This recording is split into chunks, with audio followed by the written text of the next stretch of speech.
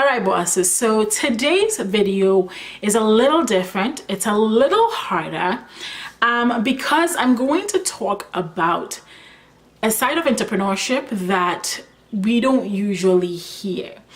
But then I'm going to share what you and I can do to make sure that we're taking care of ourselves as entrepreneurs. There's a study that UC Berkeley published where they talked about entrepreneurs and how they were more likely to develop addictions, they were more likely to become depressed, they were more likely to develop ADHD, they were more likely to develop high blood pressure, and the list goes on. And this list is not a good list. And if you've been an entrepreneur of any sort for longer than 5 minutes, then you know that doing this is hard. Whether you are a venture capitalist, somebody that is not a venture capitalist, but somebody that is getting money to do their, their business, those VC funded businesses, or you are a bootstrapping solo boss like myself, no matter what kind of entrepreneur you are, it is hard, it is difficult. And that difficulty can lead to fatal consequences. And recently we've seen people in the news who are entrepreneurs who seem to have it all together, who have ended up committing suicide. And I think it's worth talking about because there's this glamorization of what entrepreneurship is, of what owning your own business is. And yes, it is amazing. And I will be the first to tell you that it is amazing, whether you're doing it as a side hustle or you're doing it full time. But I find that especially when you're doing it full time, it is tough because nobody guarantees your paycheck. You are responsible for everything.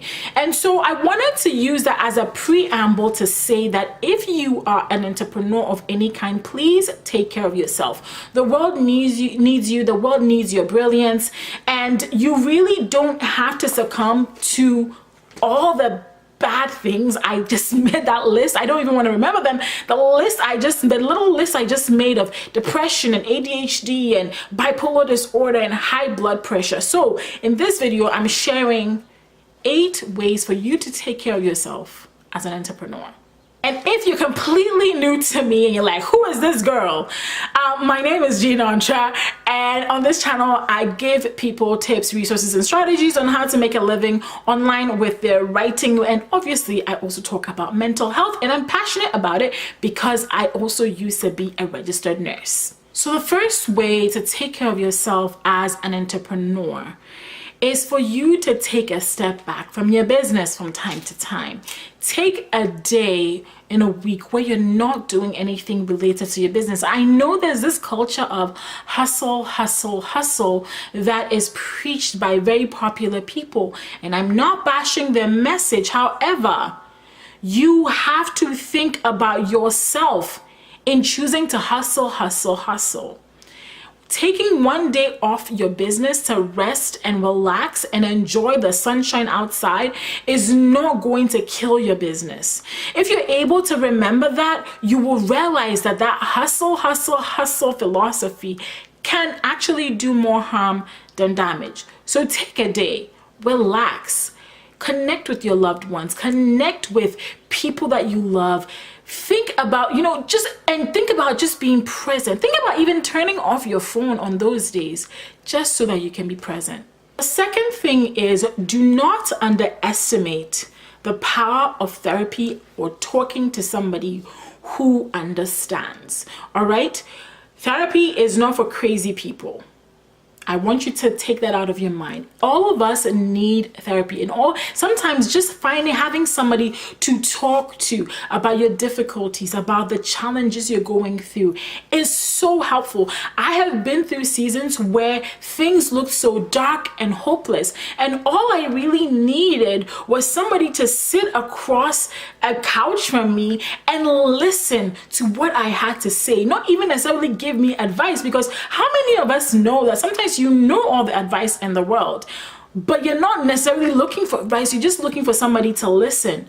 So the power of therapy and the power of finding people that will listen to the thing that you're going through is so important. So find that therapist, find that friend, find that spiritual advisor who can just sit across from you and listen to you in a zone where they're not bringing the hammer down on you, but just being there to help you get through that issue or that problem. Third thing is exercise. Exercise is so important. Most of us are, I'm here sitting down filming this. I've already filmed 2 videos earlier today. I will be done and then go sit at my computer, edit videos. I'll write blog posts and so on and so forth. And there's a lot of stationary activity that comes with working from home or working or being your own boss. And so one of the gifts that you can give yourself is the gift of exercise. And apart from it helping you physically, it can also help you psychologically. And there's enough research that shows that when you move your body, actually there are chemicals in your brain that are released. And one of those chemicals are known as endorphins. And endorphins interact with your brain cells to make you happy, actually. That's like basically it. And so if you can trigger those endorphins to interact with your brain cells, you will be in a better state of mind to take on challenges. Fourth thing you can do for yourself, take a spa day. Take a spa day. You may not have all the money in the world to go to a spa, but once in a while it's okay to treat yourself and go to a spa, get a massage, get a foot massage, get a facial, get your nails done, something that will just put you in that relaxed mode. Number 5, read an entertaining book or watch a movie. We have a lot around us, and as entrepreneurs, I think one of the things that we tend to do is, even when we're supposed to be relaxing, reading an entertaining book, we're trying to derive lessons from the book, and we're trying to watch a movie with like our entrepreneur glasses on. And I think it's okay to do that, but sometimes it may be that you just need to watch the movie to watch the movie. You need to watch the movie just to laugh, or you need to watch the movie just to get some tears out. I know this one time I did that, but I'm not going to bore you with that, where I was like, I need to cry, and I went to find a movie. I think it was A Walk to Remember. If you've watched that movie, you know that movie is fairly sad. If you haven't watched it, you should go watch it. Great movie. And I just cried it out. I just cried it out. And so sometimes you may need to cry it out, sometimes you may need to laugh it out, but whatever it is, like, find an entertaining book, find an entertaining movie, watch that, and don't watch it with the lenses of an entrepreneur. Just watch it to be entertained. Number 6, take a trip and explore. All right, it doesn't have to be expensive and it doesn't have to be far. Within your city, I am very sure that you haven't explored everything. There are things that you could visit, there are places that you could see, there are places that you could go to eat, there are people you could meet. So give yourself those new experiences. Number 7 is for you to take a break from social media. There is research that shows that being exposed to way too much social media can affect your mental health. And so one of the things that you can do is to decide that one of the days of the week you're not going to check your social media feeds. I know there is this sense of, fear of missing out, FOMO, that if you don't post on your Instagram 3 times a day, and if you don't post on your Twitter 10 times a day, and if you don't post to Facebook 6 times, that somehow you're missing out and somehow your life is ending as an entrepreneur. And this is not true. You could take a few days off of social media. You could even announce it to your social media followers and be like, you know what, I'm taking a few days off just to relax and reconnect. And if you can do that, you will realize you'll be so much more happier, because what happens with social media is that it's easy to compare yourself, even when you're doing really well, to other people that seem to have it all together. And so if you can disconnect yourself from that for a few days, that could be golden to you when it comes to taking care of yourself as an entrepreneur. The last thing I'll share here is the fact that you have to realize as an entrepreneur that you are not your work.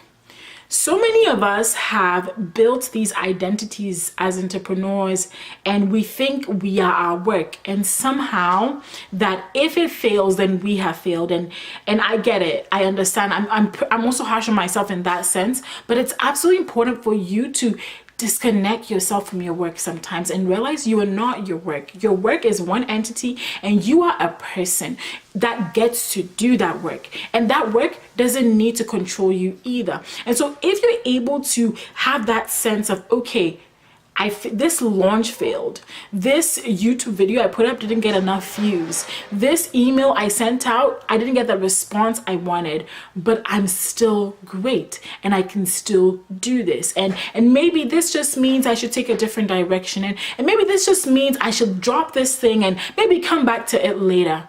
But for sure, it's important for you to recognize that you are not your work.